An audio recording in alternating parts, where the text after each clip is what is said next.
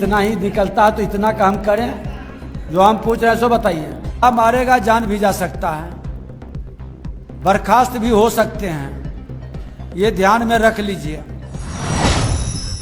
बिहार के deputy CM Vijay Kumar Sinha इन दिनों full action में नजर आ रहे हैं और बेहद ईमानदारी से भ्रष्टाचार को पूरी तरह खत्म करने के लिए आजकल वे ऑन द स्पॉट फैसले ले रहे हैं। मुजफ्फरपुर का मामला इसका ताजा उदाहरण है। विजय सिन्हा के एक्शन ने भ्रष्ट अधिकारियों की न सिर्फ जमीन हिला दी बल्कि उनकी काली कमाई पर फुल स्टॉप लगा दिया और इसी बात से हताश निराश और परेशान होकर बिहार राजस्व संघ ने डिप्टी सीएम विजय सिन्हा के खिलाफ सीएम नीतीश से शिकायत कर दी। नमस्कार, आप देख रहे हैं भागलपुर न्यूज नेटवर्क, आपके साथ मैं हूं सना।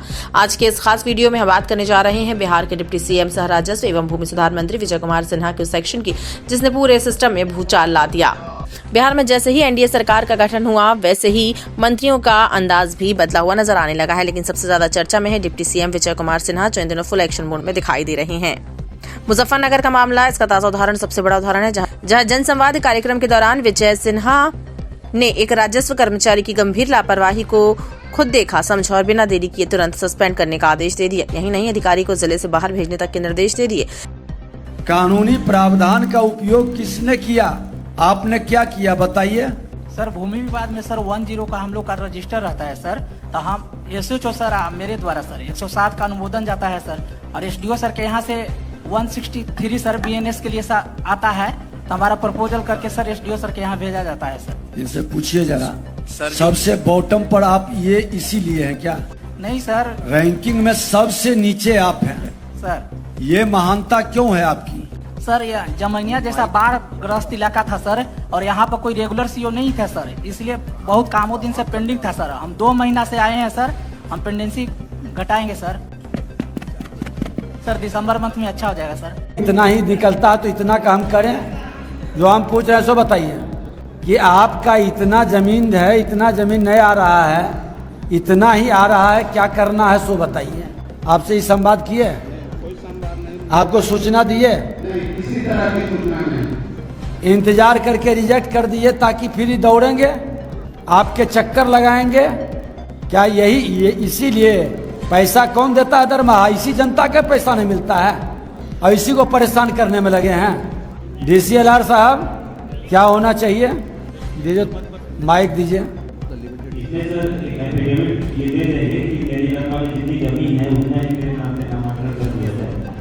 नहीं, आप इनसे स्पष्टीकरण लीजिए, आरओ से स्पष्टीकरण लीजिए। इनकी मंशा ठीक नहीं है और सभी लोग को मैं ये सावधान कर रहा हूं कि इस तरह से उलझाइएगा। वही मामला जो भी है सब ध्यान में है, किसी को भी इस तरह से घुमाने परेशान करने की जरूरत नहीं है। अब मारेगा जान भी जा सकता है, बर्खास्त भी हो सकते हैं, ये ध्यान में रख लीजिए। इस फैसले ने पूरे राजस्व विभाग में खलबली मचा दी है। अब खुद ही सोचिए, जो मंत्री जमीन से जुड़े मामलों में आम जनता को राहत देने के लिए निकला हो, वो भूमि विवाद और घूसखोरी के खिलाफ खड़ा हो, उससे सबसे ज्यादा परेशानी किसे होगी? जवाब साफ है, भ्रष्ट अधिकारियों और दलालों को। और यही हुआ। विजय सिन्हा के सख्त रुख से बौखलाकर अब बिहार राज्य राजस्व संघ मैदान में उतर आया है। संघ ने डिप्टी सीएम विजय सिन्हा के खिलाफ मुख्यमंत्री नीतीश कुमार को पत्र लिखकर शिकायत कर दी है। आरोप लगाया गया है कि जनसंवाद के दौरान अधिकारियों का अपमान किया गया, यहाँ तक कि सामूहिक बहिष्कार करने की धमकी तक दे दी गई। लेकिन सवाल यह है कि क्या भ्रष्टाचार के खिलाफ कार्रवाई करना अपमान है? क्या जनता के हक में खड़ा होना अपराध है? विजय सिन्हा ने साफ शब्दों में जवाब दे दिया है, जो गलत करेगा वो बचेगा नहीं। कार्रवाई होती रही और आगे भी होती रहेगी।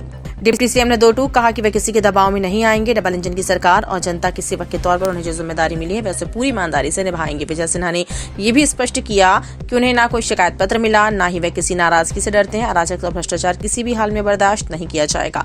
अगर कार्यवाही नहीं होगी तो फिर विभाग ही सवालों के घेरे में आएगा। इतिहास गवाह है कि राजस्व और भूमि सुधार विभाग हमेशा विवादों में रहा है।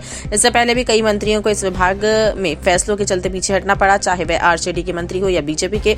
मुख्यमंत्री नीतीश कुमार ने कई बार मंत्रियों के आदेश रद्द कर दिए हैं, लेकिन इस बार मामला अलग है क्योंकि विजय सिन्हा सिर्फ एक मंत्री नहीं बल्कि बीजेपी के सीनियर और भरोसेमंद नेताओं में से एक है। माना जाता है कि प्रधानमंत्री नरेंद्र मोदी का भी पूरा भरोसा उन्हें हासिल है। ऐसे में उनके खिलाफ कोई भी कार्यवाही सिर्फ प्रशासनिक नहीं बल्कि राजनीतिक संदेश भी देगी।